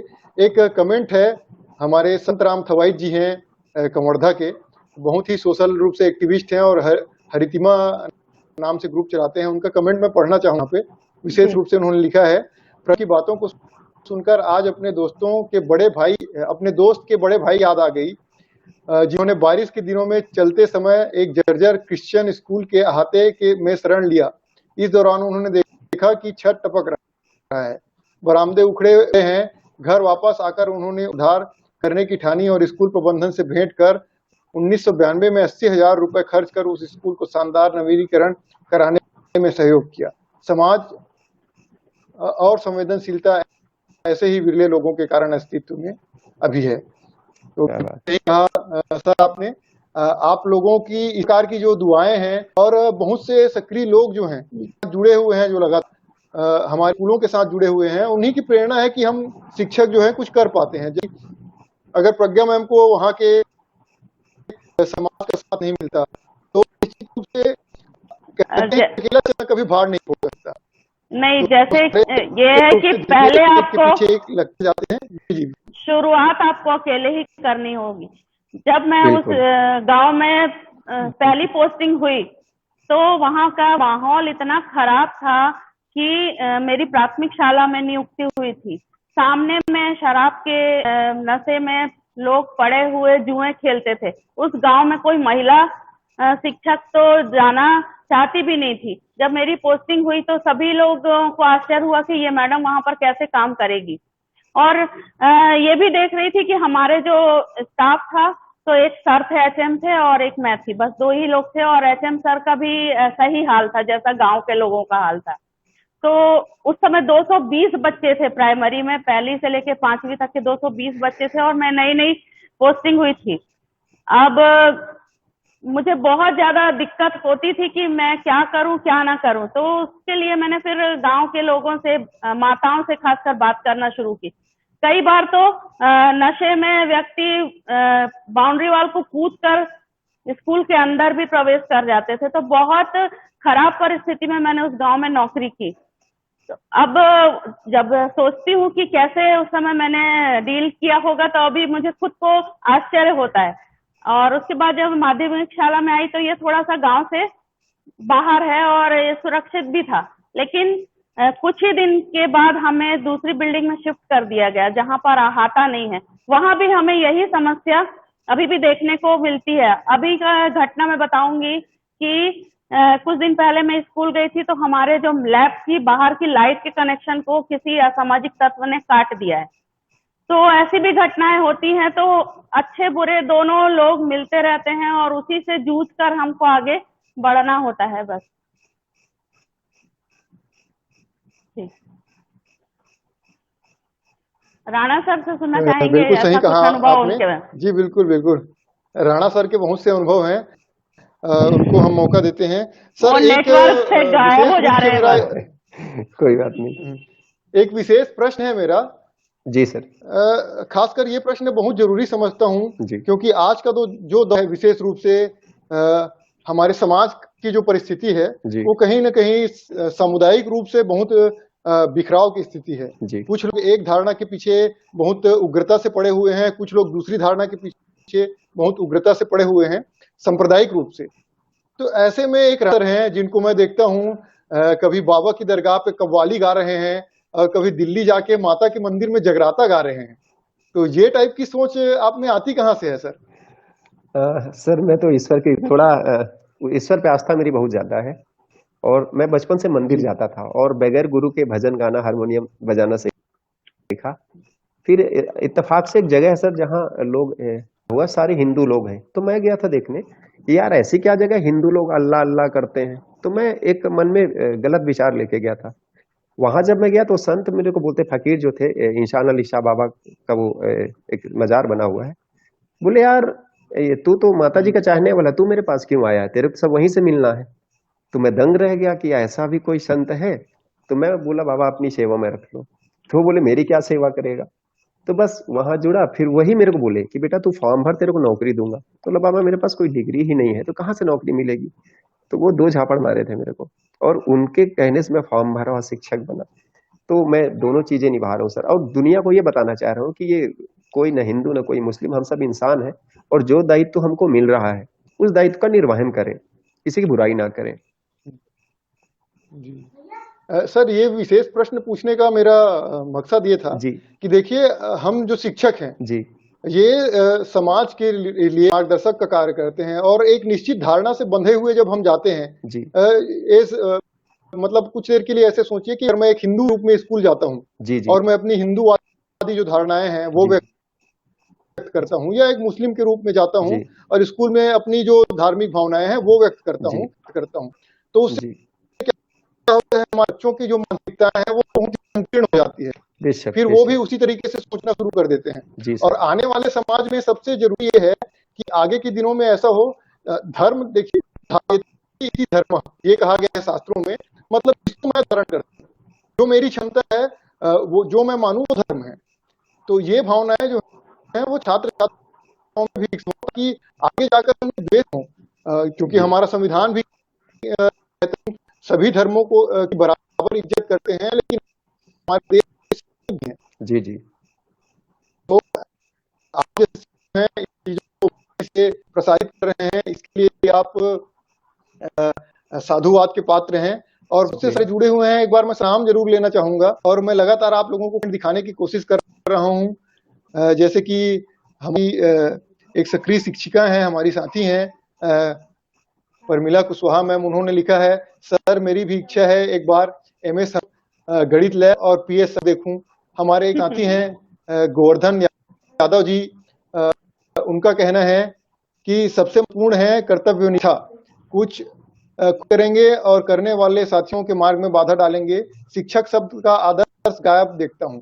समर्पित शिक्षक नगण्य है, गुणवत्ता कमी के मुख्य कारण कमजोर शिक्षक ही हैं महोदय। इनका भी कहना काफी कुछ मैं भी इनके कहने से इत्तेफाक रखता हूं कि शिक्षक नगण्य जरूर है लेकिन धीरे धीरे जागृति आ रही 10 है। मिनट हाँ, क्योंकि 10 शिक्षक साथी तो आगे बढ़ते साथ हमारे जुड़े हुए साथियों का एक बार मैं जल्दी से नाम पढ़ दूं, फिर मैं आगे बढ़ूंगा। शशि भूषण पांडे जी हैं, कोमल सिंह राजपूत जी हैं, सुशील कुर्मी बाघिया जी 10 हैं, मिनट बाद परमेश्वर साहू जी हैं, गोवर्धन यादव, निकिता आशीष बागेरे जी हैं, सुमित संजीव कुमार जी हैं, सुरंगी पटेल जी हैं, टिकेश्वर कवि बचपन हैं, थवाई सर जी हैं, जितेंद्र साहू खेम केसरी हैं, मुकेश सिंघानिया हैं, धर्मेंद्र चंद्रवंशी हैं, रवि किशोर सिन्हा हैं, अग्रसेन भुआ जी हैं, चंद्रवंशी जी हैं और बाद में और 22 जो साथी हैं हमसे जुड़े हुए हैं कमेंट कर रहे हैं। करें ही, अगर आपको लगता है कि कुछ प्रश्न हो तो प्रश्न जरूर पूछें, क्योंकि आप अगर प्रश्न पूछेंगे तो निश्चित तौर पे आपके प्रश्न जो है वो प्रतिनिधित्व करेंगे और बहुत से साथियों के प्रश्न का, और हम कोशिश करेंगे कि यहाँ से इस मंच से परिचर्चा के मंच से जवाब मिले, जिससे कि हमारा जो ये कार्यक्रम है उसकी सफलता जो है वो और आगे बढ़े। तो मैम कार्यक्रम काफी लंबी तो चल ही रहे, हम बातचीत करते रहेंगे। तो दिक्कतों के बारे में बता रहे थे जब आप, तो मैंने पढ़ा कि आपकी सर्जरी हुई और उस टाइम पे भी आपने स्कूल के लिए जो है काम करना नहीं छोड़ा।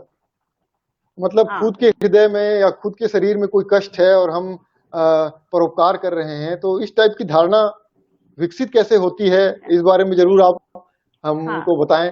क्योंकि हम देखते हैं कि छोटे छोटे त्योहारों पे, जैसे कि मेरे घर में कुछ कार्य हो गया तो मैं आज स्कूल नहीं जाऊंगा, मेरे किसी रिश्तेदार के घर में कुछ कार्यक्रम है तो मैं स्कूल नहीं जाऊंगा, रिश्तेदार के घर में भी कार्यक्रम है तब भी मैं स्कूल नहीं जाऊंगा, ये सब मेरे करना है। ऐसे बहुत से शिक्षक साथी हैं, तो सब देखते हैं हम समाज में। लेकिन एक शिक्षिका ऐसी हैं जो खुद की सर्जरी हुई है और अपनी तकलीफों को त्याग के स्कूल पहुंच गई, तो इस बारे में जरूर बताएं मैम। इसके बारे में मैं बताऊंगी कि जब मुझे सर्जरी कराना था तो मैंने गर्मी की छुट्टियों का टाइम चुना और 14 मई को मेरी सर्जरी हुई थी और मेजर सर्जरी थी। डॉक्टर ने 3 महीने के लिए बिल्कुल मुझे बेड रेस्ट कहा था। तो ठीक है, 14 मई को मेरा ऑपरेशन हुआ और 1 महीने तो मैंने बेड रेस्ट किया और जैसे ही 16 जून को स्कूल खुला और उसके बाद मुझे बहुत बेचैनी होने लगी कि अब मेरे बच्चों का क्या होगा। तो जैसे तैसे करके 8-15 दिन मेरे निकले और उसके बाद मैं घर पर नहीं रह पाई। मैंने ठाना कि ठीक है, मैं पूरे दिन तो नहीं रह पाऊंगी, 1-8 घंटे के लिए तो मैं जा सकती हूँ। और चूंकि मेरा स्कूल ज्यादा दूर नहीं है, 5 किलोमीटर है और मैं ड्राइवर रहता था तो उसके साथ मैं स्कूल जाना शुरू की और बच्चों में भी बहुत उत्साह आया। मुझे देखकर बिल्कुल निराश हो चुके थे कि अब हमको गणित तो कोई पढ़ाएगा ही नहीं, क्योंकि एक तो हमारा स्टाफ वैसे भी कम था और उसमें भी कभी कोई छुट्टी में चला गया तो 2 या 3 लोग बचते थे, जो कि गणित वाला कोई भी नहीं था। तो ये मेरे लिए एक बहुत परेशानी वाली बात थी कि अगर मैं जब छुट्टी के बाद जाऊंगी तो मुझे कितनी मेहनत करनी पड़ेगी और बच्चों का कितना नुकसान होगा। तो फिर मैंने स्कूल जाना शुरू किया और मैं पूरे 45 दिनों तक के लगातार 2 से 3 घंटे स्कूल जाती थी और लैब में भी उस समय भी काम करती थी। तो बहुत एक मजेदार किस्सा है कि हमारे जिला शिक्षा अधिकारी अचानक से स्कूल के विजिट में आए और मैं अपने लैब में काम कर रही थी। तो मेरे हस्बैंड चूंकि जिला शिक्षा अधिकारी ऑफिस में ही है, तो डीओ सर मुझे जानते भी थे और इनकी वाइफ छुट्टी पे है ऐसा भी जानते थे। तो मुझे देखकर बोलते हैं, अरे आप तो छुट्टी पर होते हुए यहाँ पर क्या कर रही हैं? तो मैंने बोला नहीं सर, मैं थोड़ी देर के लिए आती हूँ। तो बोलते हैं कि मतलब ऐसे शिक्षक भी हैं। तो उनका जो एक प्रोत्साहन था वो मुझे बहुत अंदर तक के और अच्छा करने की प्रेरणा देता रहा। और वो मैं चावरे सर, आशुतोष चावरे हमारे उस समय डीओ सर थे, और वो भी मैथ्स के टीचर थे। तो वो लगातार मुझे प्रोत्साहित करते थे। और ये जो मैथ्स लैब बनाया है मैंने, उसके पीछे भी कहीं ना कहीं उनका भी प्रेरणा रहा है। क्योंकि 1 दिसंबर 2016 की बात है, उन्होंने एक गणित संदर्शिका बनाने के लिए एक पीएलसी बनाई थी हमारे दुर्ग जिले की, उसमें मुझे भी शामिल किया। उसके पहले मैं कभी घर से बाहर भी नहीं जाती थी, स्कूल और स्कूल से घर, बस उतना ही मेरा दायरा सीमित था। तो पर गणित का एक जुनून जैसा था, तो मुझे वो काम अच्छा लगा, हैंडबुक लिखने का काम था, तो लिखा। और फिर उन्होंने बोला कि इसमें कुछ टीएलएम भी हमको ऐड करना है। तो उस बुक के लिए टीएलएम बनाने के चक्कर में धीरे धीरे मेरा इतना बड़ा लैब तैयार हो गया। और फिर उन्होंने हर जगह प्लेटफॉर्म पे मुझे स्थान भी दिया, चाहे मुख्यमंत्री जी का कार्यक्रम हो, चाहे डीपीआई सर का दौरा हो, उन्होंने हर जगह मुझे प्रमोट किया। तो उनका बहुत बड़ा योगदान रहा है, जो मैं आज यहाँ पर हूँ, जो मुझे लोग जानते हैं। तो चावरे सर का बहुत बड़ा योगदान रहा है इसमें। तो वो सर्जरी के समय की बात मैं बताना चाहूंगी कि बहुत तकलीफ में मैंने उस समय काम किया, बेल्ट लगाकर। और मतलब लोग मुझे चिल्लाते भी थे कि इतना जोखिम क्यों, लेकिन मैं घर पर रहती थी तो मुझे बहुत ज्यादा चिंता लगती थी। तो उस समय एक कविता मैंने रची थी, वो मैं 2-4 पंक्तियां आपको बताना चाहूंगी। बिल्कुल बिल्कुल। शासकीय शाला का हाल बेहाल है, वहां पड़ते अनेक गुदड़ी के लाल हैं। कहने को तो कीचड़ में खिलते कमल है, घर में रहकर भी मेरा मन तुम बिन विकल है। पढ़ाना चाहती हूँ तुम्हें लयबद्ध होकर, पर क्या करूं बाधाएं आ जाती हैं। कहीं बीज गणितीय समीकरण तो कहीं ज्यामितीय आकृतियां तुम्हें भयग्रस्त करती हैं। गणित का भय तुम्हें अंदर तक सालता है। विषय सरलीकरण करने हेतु मैं करना चाहती हूँ नव सृजन, और मैं अपने काम पर फिर से लग जाती हूँ। हाँ, मैं एक शिक्षक हूँ और कर्म ही मेरी पूजा है। मैं एक शिक्षक हूँ और कर्म ही मेरी पूजा है। और मेरे बच्चों, मैं तुम्हें बहुत याद करती हूँ। और ये पंक्तियां जब मेरे दिमाग में आती थी और फिर मैं अपने बच्चों के पास जाने के लिए प्रेरित हो जाती थी। और उसके बाद मैं घर पर नहीं रह सकी और मैंने ये काम किया। और ये मैंने कोई भी मीडिया में आने के लिए या मेरे को कोई अच्छा बोलेगा इसके लिए नहीं किया, सिर्फ मैंने अपने बच्चों के हित के लिए किया था, और इसके अलावा कुछ नहीं। क्या बात है मैम, बहुत बढ़िया। जी मैम, इसी प्रकार जो निष्काम प्रेम है छात्र और शिक्षकों के बीच, वास्तव में वही धुरी है जिन्होंने हमारे शासकीय शालाओं को टिकाए रखा है समाज में आज भी। आप प्रणम्य हैं जो इतनी तकलीफ के बाद भी आपने छात्र छात्राओं का साथ नहीं छोड़ा, और इतनी चिंता आपको लगी रहती थी कि आप स्वयं की चिंता किए बिना स्कूल पहुंच जाती थी। सर से बात करते हैं हम, राणा सर से, क्योंकि नेटवर्क उनका चला जाता है बीच में। सर, आवाज आ रहा है सर? जी जी सर जी जी, एक प्रश्न है सर दीपक आदित्य तिवारी जी का, क्योंकि आप मोहल्ला क्लास दे रहे हैं। जी कोरोना काल में पढ़ाई करवाना कैसे सुरक्षित है? जी बिल्कुल जी। सर। सर अभी जैसे मोहल्ला क्लास कई जगह मैं देखता हूँ फोटोज में कि एक स्कूल में ना बैठा के बगल के एक रूम में बैठा लेते हैं 10-20 लोगों को इकट्ठे और सेल्फी डालते हैं, बोलते हैं देखो भाई मेरा मोहल्ला क्लास हो गया। पर आप गौर से देखेंगे मेरे जितने वीडियोस फोटो, मेरी कोशिश सर कि जो बच्चे 24 घंटे एक साथ खेलते हैं, एक छत के नीचे रहते हैं, वही बच्चे एक मोहल्ले में या एक जगह होके पढ़े, कोई दूसरे मोहल्ले के बच्चे वहां पे आके, जिससे खतरा एक मोहल्ले तक सीमित रहे। दूसरी बात, जिस घर का बच्चा है वो अपने डेहरी पे सामने निकल के बैठेगा, वो किसी दूसरे के घर पे नहीं बैठेगा। तो आप अगर गौर किए होंगे कि ना तो बच्चे का सीधा किसी दूसरे बच्चे के साथ, ना मेरा किसी बच्चे के साथ संपर्क हो पाता। मैं तो 20 रोड पे, सड़क पे या चौराहे पे रह के पढ़ा रहा हूँ, सिखा रहा हूँ। अभी मैं होमवर्क भी नहीं दे रहा हूँ बच्चों को, मेरा होमवर्क वहीं रहता है। मैं जो चीज सिखाया तुरंत उन बच्चों से एक आकलन करता हूँ कि मेरे बच्चे सीख पाए या नहीं। तो आप 5 मोहल्ले हैं मेरे और हर जगह कहीं 11 बच्चे, कहीं 15 बच्चे, तो देखे होंगे कि वो आमने सामने दूर दूर 2-2, 4-4 मीटर के डिस्टेंस में बैठते हैं और एक दूसरे के संपर्क में वो लोग नहीं आते। तो मुझे लगा कि ये संक्रमण से बचने का एक बहुत अच्छा तरीका है। सर जवाब मेरा भी है। देखिए सर, क्या है, जी, कोरोना तो एक दिन चला जाएगा, लेकिन जो ये गैप है, आज हमको स्कूल बंद किए 6 महीने हो गए हैं। 6 महीने से बेशक, हमारे बच्चे जो हैं शिक्षा से दूर हैं। जो प्राइवेट स्कूल में पढ़ने वाले बच्चे हैं, कहीं ना कहीं ऑनलाइन माध्यम से या अपने पालकों की संपन्नता के माध्यम से अपनी पढ़ाई की भरपाई कर पा रहे हैं। लेकिन हमारे जो सरकारी स्कूल के छात्र छात्राएं हैं, अगर उनका ये समय है वो बर्बाद हो जाता है, तो कहीं ना कहीं हमको आगे सालों में भी बहुत तकलीफ होगी। तो हमको अलग अलग प्रकार से नवाचार और कोशिशों के माध्यम से छात्र छात्राओं से जुड़े रहना बहुत जरूरी है। तो सर बिल्कुल सुरक्षित तो नहीं है बहुत ज्यादा, लेकिन सर कोशिश करना हमारा दायित्व है। अगर हम कोशिश भी ना पढ़ाने लिखाने की, तो फिर कहीं ना कहीं हमको बाद की उस समय अगर हमें कुछ कोशिश बेशक, की होती तो हम कुछ पढ़ा पाते। सर एक अगला सवाल है बिल्कुल। कि आप बहुत सारे काम करते रहते हैं, तो एक मध्याह्न भोजन वाला मैं रूम दिखाना चाहूंगा आपका स्क्रीन पे।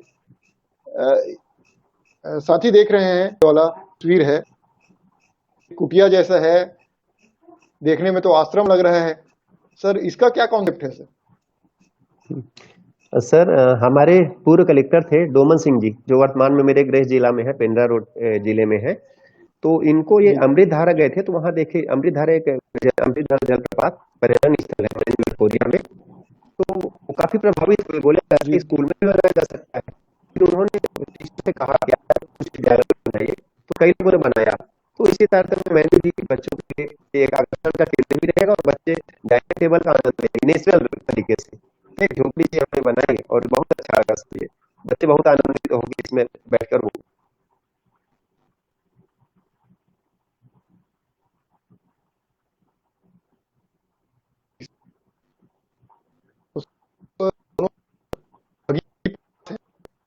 तो प्रयासों पर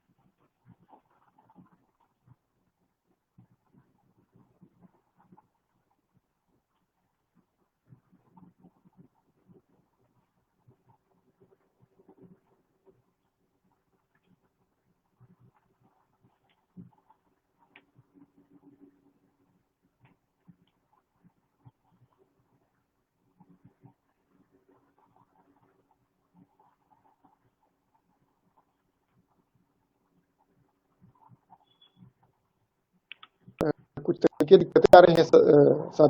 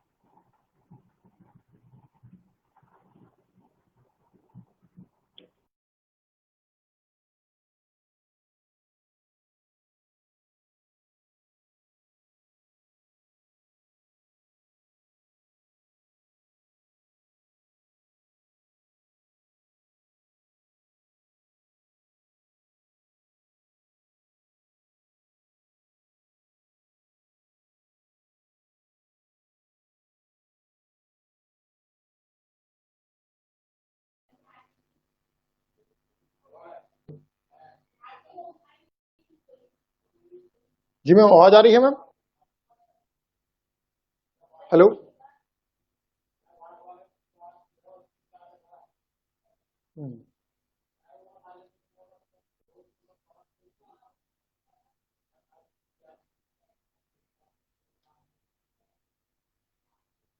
हेलो। साथियों माफी चाहेंगे, काफी तकनीकी दिक्कतों का सामना करना पड़ रहा है। लेकिन तकनीकी दिक्कतें जो हैं हमारे संकल्प के आड़े नहीं आ पाएंगी। निश्चित तौर पे हम अपनी शैक्षिक परिचर्चा को जारी रखेंगे।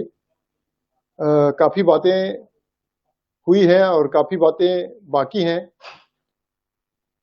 कोशिश करेंगे कि ये सिलसिला चलता रहे और हमारे शिक्षक साथी पुनः हमसे जुड़ पाएं।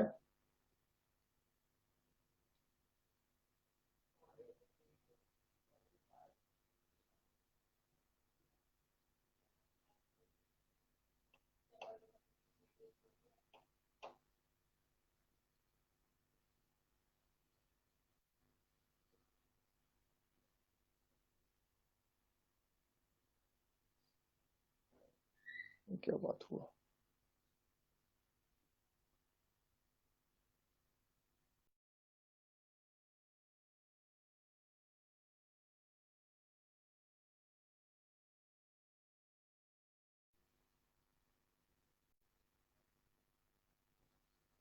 तो कोशिश करते हैं कि हम अपने साथियों को पुनः जोड़ पाएं। इन्होंने जो बातें बताई, इनकी जो कठिनाइयां थी, विशेष रूप से प्रज्ञा मैम की कठिनाइयां, उसके बाद भी वो आगे बढ़ी, तो उनके लिए एक कविता प्रस्तुत है।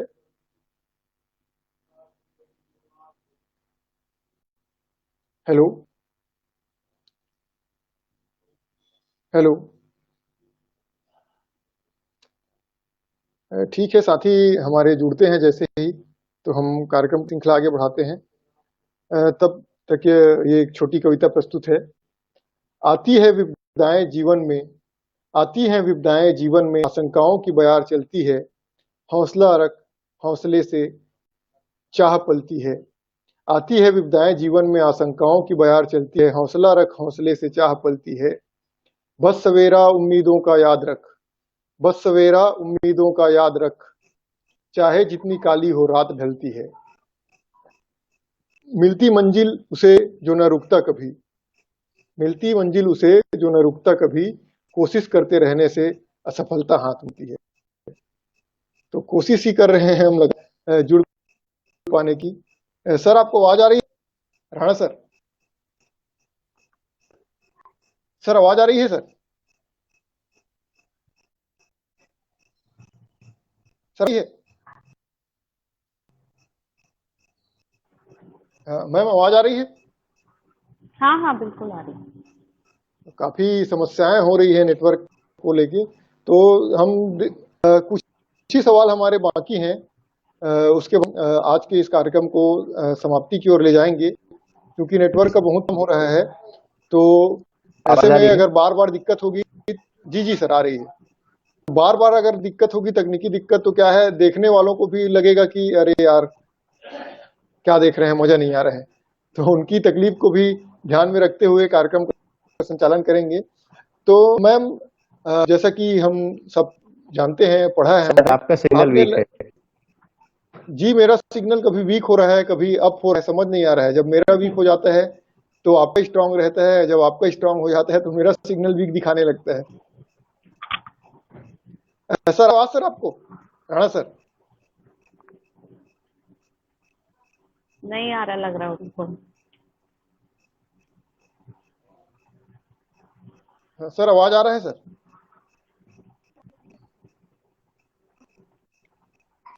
काफी दिक्कतें हैं राणा सर के साथ नेटवर्क में। तो अगर हम आज उनसे ठीक से बात आपकी नहीं कर आवाज पाए, मेरे नहीं को आ ऐसा पा लगता रही है।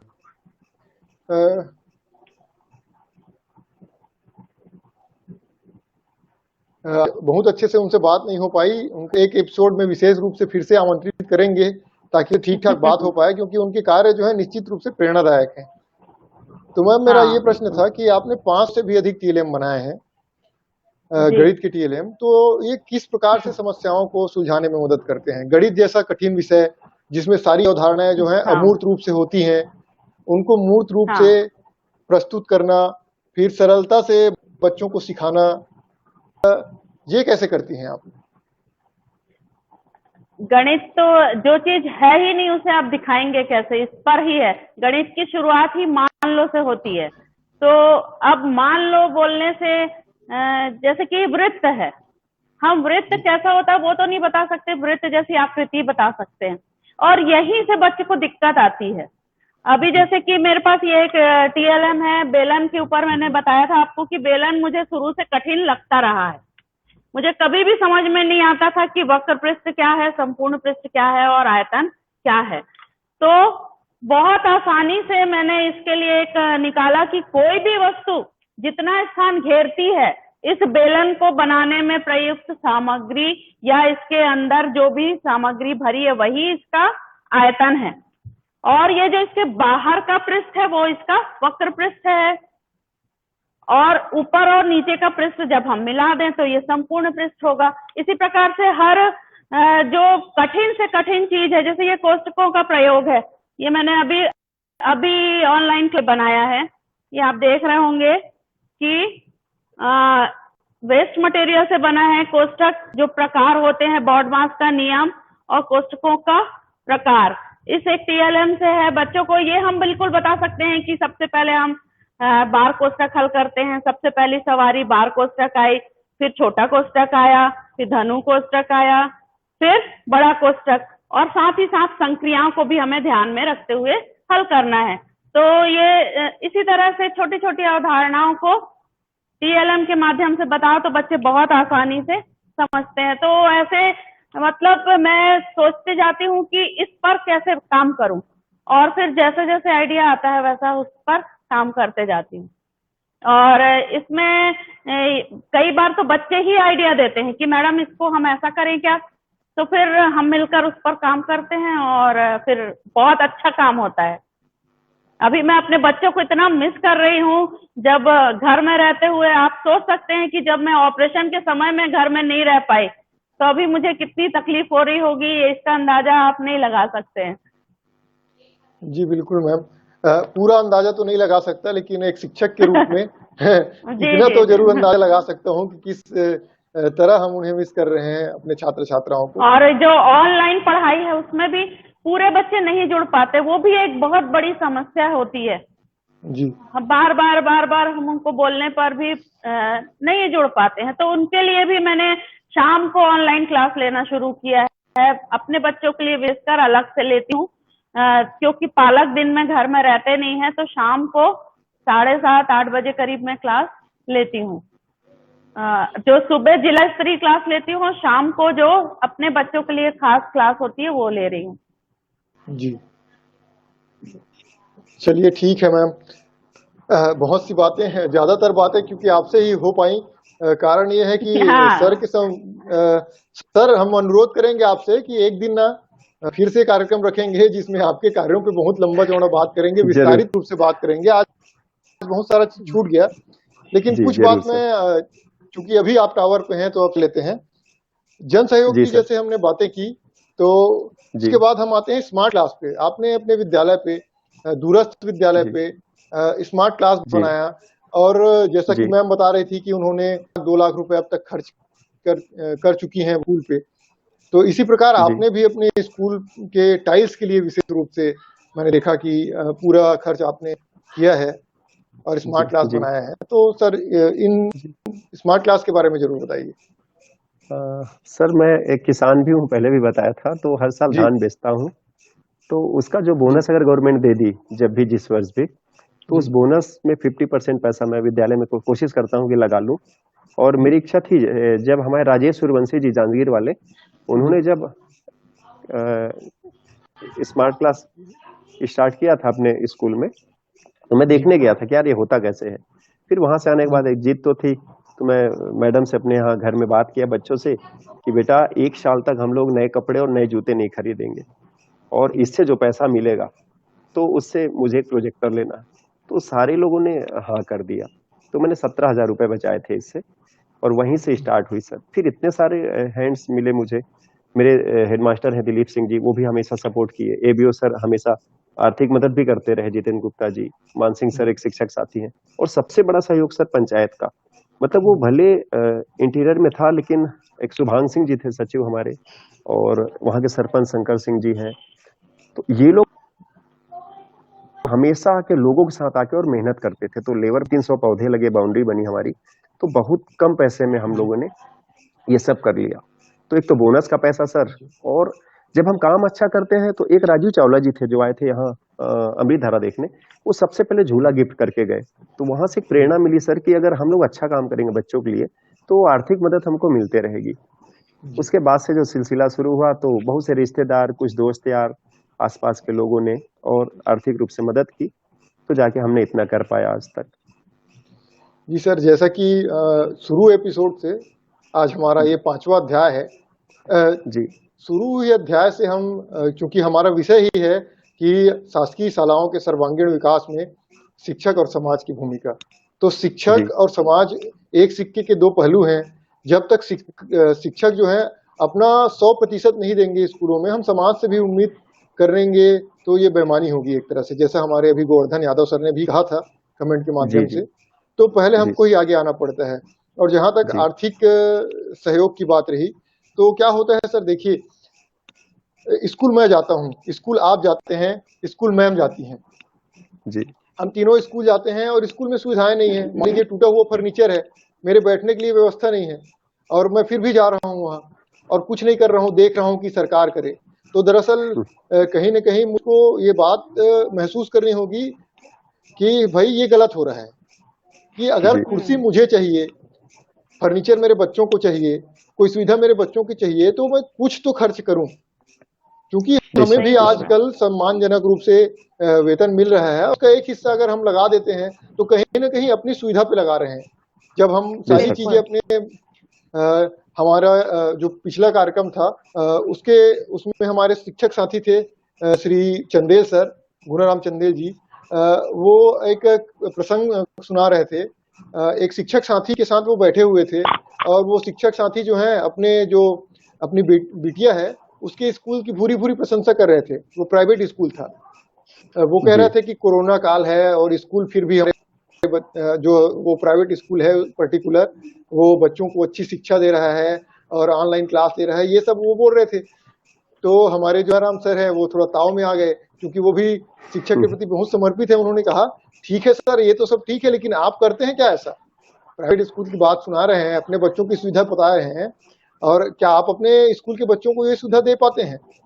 तो दरअसल ये बातें भी हमको एज अ सरकारी शिक्षक हाँ, ये विशेष रूप से हमको ये सोचनी चाहिए कि हम तारीफ कर रहे हैं किनकी, जिनको हम पैसा दे रहे हैं, और पैसे के बदले वहां सर्विस सही बेशक बोल हमको रहे हैं, सही बोल रहे प्रोवाइड हो रहा है।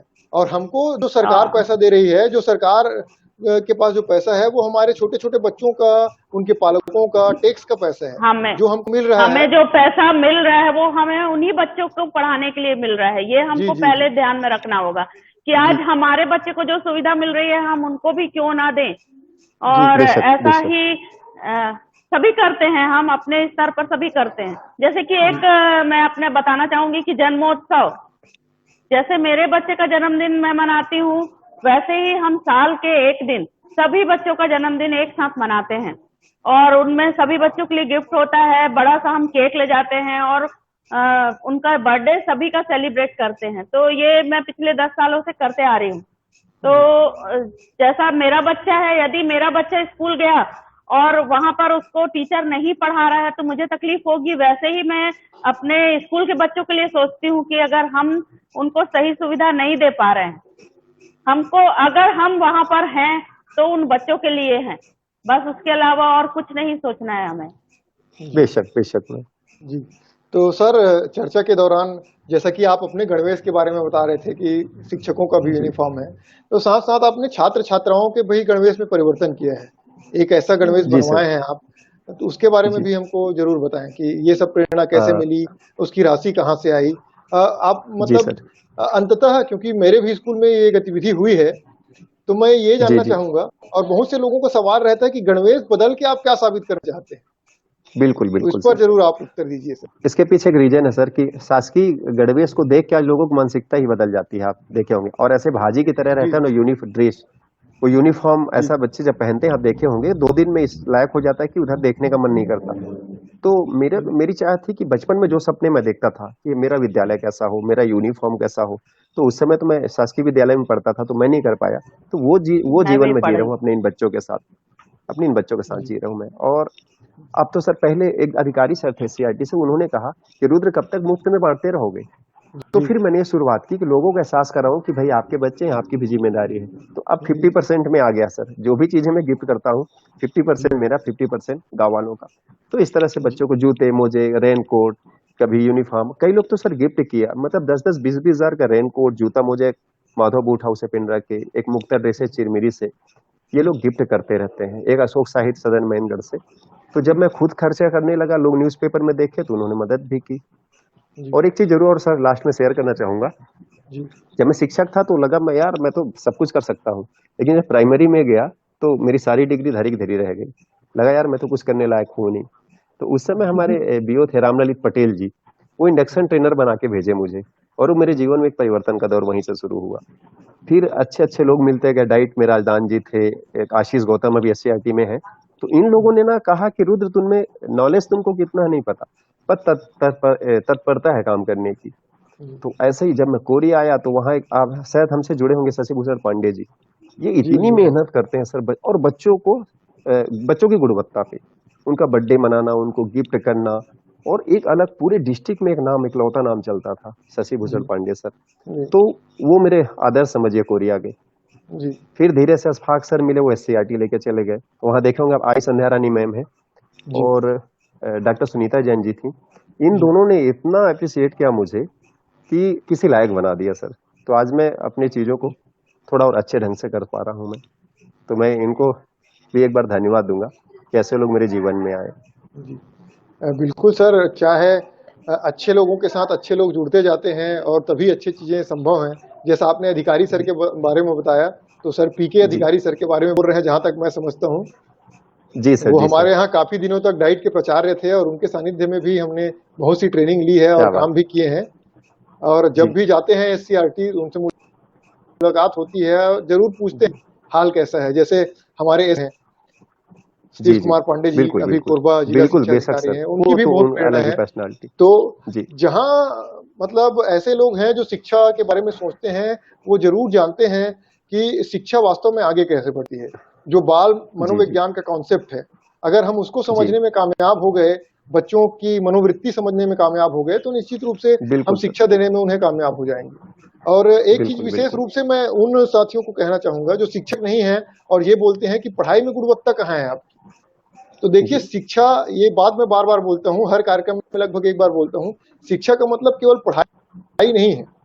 शिक्षा का मतलब है मूल्यों का विकास, सर्वांगीण विकास। क्या हम बात है। सोचना कैसे बेशक। सीखते हैं, बोलना कैसे सीखते हैं, लोगों से हमारा व्यवहार कैसा है, हम चीजों को जानते हैं कि नहीं जानते हैं।